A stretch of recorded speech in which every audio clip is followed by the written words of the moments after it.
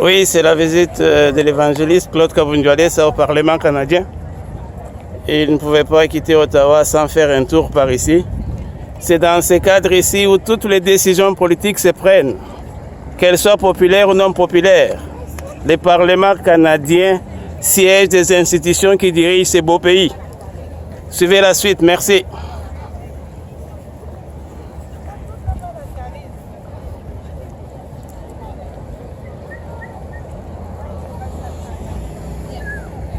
La visite se poursuit. Il fait un tour par ici.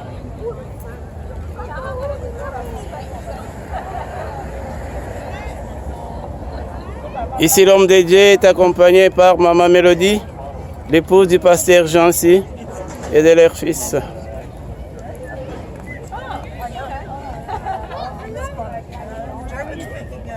C'est qui? Ah, ça c'est probablement du... alors ça c'est Barbara Patterson et c'est elle l'artiste. Oui.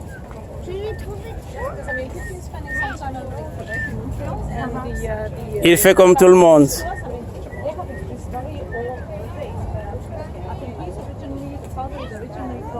C'est toute l'histoire de ce pays que nous sommes en train de suivre depuis de longues années.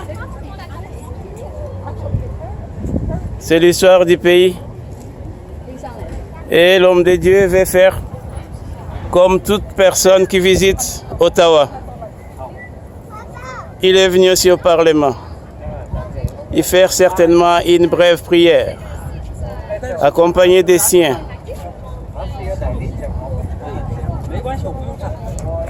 Et il fait très chaud ici, 32-33 degrés, bien aimé. C'est notre été ici. Nous avons un climat comme celui de l'Afrique en ce moment.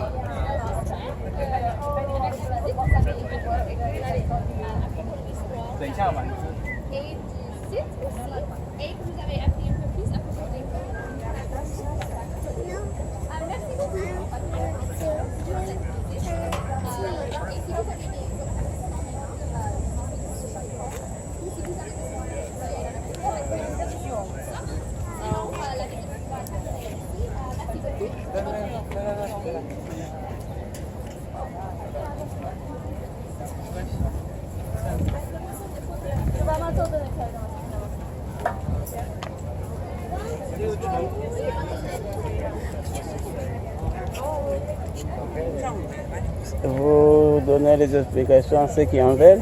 Pardon? Vous expliquez la promenade à ceux qui en veulent. Puisqu'il y a M. Claude Kabundwalesa qui vient du Congo.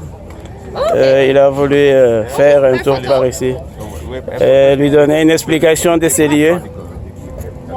Oui, il y a une personne qui travaille ici qui...